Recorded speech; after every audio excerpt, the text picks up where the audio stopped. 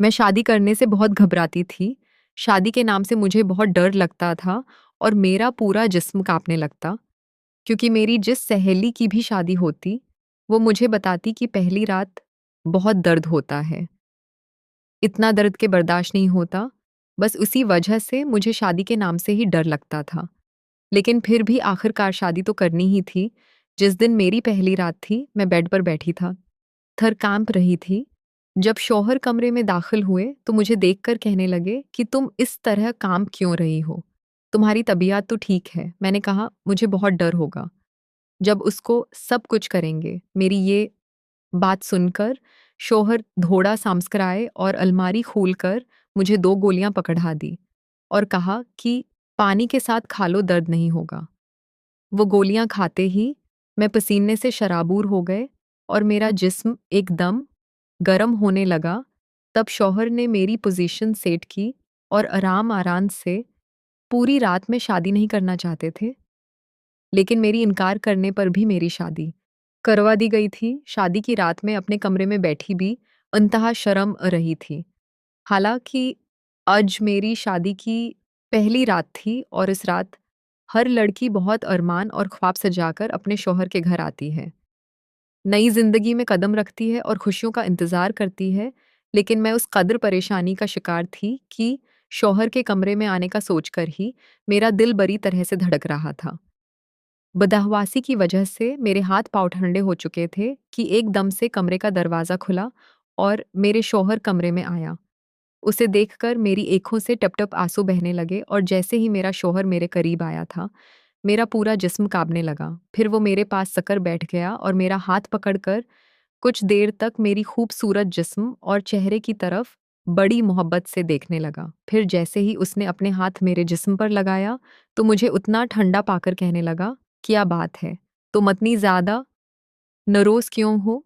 अब मैं उससे क्या बताती कि मुझे डर लग रहा है तुमसे। मुझे भी इस हालत में देखकर वो भी परेशान हो गए। फिर मैंने आहिस्ता से कहा, "मुझे इस रिश्ते से डर लगता है।" मेरी ये बात सुनकर वो हँसने लगे और मेरा हाथ थामकर मुझ तसल्ली देने लगा है कि उसमें डरने की कोई बात नहीं है। कुछ भी नहीं होगा तुमको। मगर मुझे उनकी बातों से कुछ तसल्ली नहीं हो रही थी। मैंने कहा, "पता नहीं कैसे होगा, ये सब मुझे बहुत दर्द होगा।" मेरी इस बात को सुनकर उन्होंने मेरी हाथों को थाम कर मुझे तसल्ली दी और उसके बाद खड़ी होगा और अलमारी के पास गए और अलमारी खोलकर एक मेडिसिन लगकर मुझे थामा दी। साथ में पानी का गिलास देखकर कहने लगे, "ये गोली खा लो।" मैंने, "ये कैसी दुआ है?" अरफान ने कहा, "तुम्हारी तमाम परेशानियों का हल उसी गोली में है।" अरफान अपनी बातों में समझा नहीं पा रहे थे। मुझे डर, उसका डर ज़्यादा था। मैं कुछ भी करने को तैयार थी और जब अरफान ने यकीन दिलाया कि ये गोली खाने के बाद तुम्हारा सारा डर और परेशानी ख़त्म हो जाएगी, तो मैंने वो गोली खा ली। फिर अरफान मेरे करीब आने लगा। उसने मेरी दोनों हाथों को थमाकर अपने होठों पर लगाया और मुझसे अपनी मोहब्बत का इज़हार करने लगा। लेकिन मैं यूँ थी जैसे मेरे जिस्म में करंट पैदा हो चुका था। आहिस्ता-आहिस्ता था। उन्होंने मुझे अपनी बाहों के घेरे में भर लिया था। मैं डर के मारी अपने आप इससे छुड़वाने लगी थी। लेकिन फिर मैंने महसूस किया कि जैसे मेरी आँखों में सुकून उतरने लगा हूँ और थोड़ी देर बाद मुझे नींद पर उतना गलबा होने लगा कि मैं गहरी नींद में सो गई। पर मुझे नहीं पता कि रात भर मेरे साथ क्या हुआ। उसने शायद मुझे नींद की गोली खिलाई थी, जिससे खाते ही मैं कुछ ही देर में सो चुकी थी। मुझे अपनी शादी की रात बिल्कुल भी याद न थी। हाँ, इतना एहसास था कि मेरा शौहर मुझसे अपना हक वसूल कर चुका था। लेकिन सच तो शायद अपना भयानक था कि मेरी सोच भी उस तक नहीं पहुँच सकती थी और इस सच से मैं अभी तक अनजान थी, जो बाद में मुझ पर खुलने वाला था कि शादी की पहली रात मेरे साथ किया हुआ था। खैर, जब मैं सबा उठी तो मेरा पूरा जिस्म दर्द से चोर था। मैंने करत बदली तो मेरी कमर में दर्द की लहर से उठने लगी थी। वो भी मेरे साथ फ़ौरा-सी उठकर बैठ गया और कहने लगा, "क्या हुआ?" मैंने कहा, "पता नहीं, मेरा पूरा जिस्म बहुत भारी हो रहा है।" याद करने के बावजूद मुझे ये रात बिल्कुल भी याद नहीं आ रही थी। मैंने बेड पर नज़र दौड़ा ही तो मेरे हाथों में पहने कांच की चौदियाँ टूटकर बेड पर बकरी पड़ी थी। मैंने अपना तकिया बेड के साथ लगाया और हाथों को बेड पर रखकर मुश्किल से उठकर बेड पर बैठी। मेरे बाल खुले हुए थे और मेरे बकरी हालत मुझे इस बात का एहसास दिला रही थी कि मेरे शौहर ने रात को मेरे साथ प्यार, मोहब्बत वाला रवैया बिल्कुल नहीं रखा था। मैं चाहकर भी अपने दर्द को बर्दाश्त नहीं कर पा रही थी और इसलिए दर्द की तेज़ी की वजह से मेरी आँखों से आँसू बहने लगे। वो मुझे यूँ रोता देखकर कहने लगा, "देखो, ये सब तो होता ही है, तुम्हें अब अपनी आप को इस चीज़ का आदी बना ले। ना चाहे और वैसे भी शादी की पहली रात थी, तो तुम्हें ज़्यादा महसूस होगा, लेकिन आहिस्ता-आहिस्ता तुम्हें इस बात की आदत पड़ जाएगी और फिर जब बीवी इतनी खूबसूरत हो, तो इंसान कैसे अपने जज़्बात पर काबू पा सकता है। और फिर तुम रात को बहुत ज़्यादादारी हुई थी।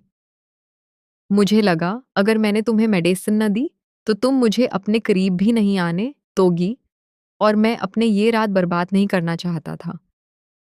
ये कि कर वो उठकर वॉशरूम में चला गया, लेकिन मुझे अपना जिस्म इस काबिल नहीं लग रहा था कि उठकर खड़ी हो जाती। अरफान घर पर अकेला रहता था। उसके माँ-बाप ज़िंदा नहीं थे। पहले तो मेरे बाबा इस रिश्ते पर राज़ी नहीं थे। कहने लगे अकेला लड़का है, हमें तो ऐसे रिश्ते समझ नहीं आते। लेकिन फिर मेरी माँ कहने लगी कि लड़का अच्छा खासा कमाता है, अपना घर है, अब अगर उसके माँ-बाप ज़िंदा नहीं हैं, तो इसमें उसका क्या कसूर है? आपने अच्छी तरह छानबीन की तो कराई है। इस रिश्ते में किसी ने कोई बुराई या कमी नहीं निकाली है। अच्छा है मेरी बेटी पर ससुराल का बोझ नहीं होगा। मैं नहीं जानती थी कि शादी के पहली रात मेरी ऐसी हालत हो जाएगी। अरफान जब नहाकर बाहर आया तो मुझसे पूछने लगा, देखो, मेरी घर में तुम्हारी खदमत करने के लिए कोई नहीं है, इसलिए ये घर तुमको ही सँभालना है। मुझे उसकी इस बात पर एतराज़ न था, लेकिन मुझे अपना आप इस वक़्त इस काबिल नहीं लगा रहा था कि मैं उसका नाश्ता बना सकती। वो अपनी बात कहकर कमरे से जा चुका था कि जल्दी से उठकर बाहर आ और मेरे लिए नाश्ता बना। मैं बड़ी मुश्किल से कमरे से बाहर आई। अरफान बाहर लॉन्ज में ही बैठा, फ़ोन पर किसी से हँसकर बात कर रहा था। लेकिन जो बातें वो कर रहा था, उसने मुझे शर्म से पानी-पानी किया था। वो गुज़री हुई रात के पल न जाने किसके साथ शेयर कर रहा था। मुझे अरफान का उस तरह अपनी पर्सनल बातें किसी से शेयर करना अच्छा नहीं लगा, लेकिन पहली रात की दुल्हन थी। इस तरह मैं भी अरफान से कुछ भी नहीं कह सकती थी। मैंने सोचा, मैं इरफान को बाद में कहूँ कि इस तरह की बातें बाहर न करें। मैं फ़ौरन से नज़रें खिजकाएक चली गई थी। मुश्किल से ही मैंने अपना और इरफान का नाश्ता बनाया था। नाश्ते के बीच मैंने झुकते हुए इरफान से ये बात कही थी कि मेरी कमर में बहुत दर्द है, इसलिए शायद आज रात मैं आपके साथ न सो सकूं और प्लस आप भी मुझे डिस्टर्ब मत करना। वो इस वक्त चाय पी रहा था। मेरी बात सुनकर उसका कफ़ा औरतों का करीब जाते-जाते रका था, कहने लगा देखो, मैं तुम्हारे बहाने नहीं सुन सकता। मुझे हर सूरत जल्द से जल्द औलाद जाए, इसलिए तो मैंने तुमसे शादी की है। उसकी बात सुनकर मेरा दिल भी चैन सा हो गया। मैं नहीं जानती थी कि रात को मेरे साथ किया हुआ था, लेकिन जो हालात मेरी इस वक़्त थी, मैं शायद इस काबिल नहीं थी कि मैं दोबारा उसी तकलीफ़ को झेल थी। लेकिन मेरे सामने खुला इंसान, मेरे हर तकलीफ़ से भी परवाह होकर भी, बस अपनी ही मनमानी करना चाहता था। रात को फिर अरफ़ा ने मुझे एक दूसरी मेडिसिन दी और कहा, "उससे खा ला।" मैंने कहा, "मुझे नहीं खाने।" ये दोहा तो वो मुझे कहने लगा, नींद की दोहा नहीं है। ये मैंने कहा, "फिर ये किस चीज़ की दोहा है?" कहने लगा। ये जल्दी प्रेग्नेंट हो जाने की दुआ है। ये सुनकर मैं तो कुछ देर इसकी शक्ल देखती रहे। आखिर उससे किस बात की जल्दी थी? मेरी शादी को कौन से 4 से 5 साल गुज़ार चुके थे।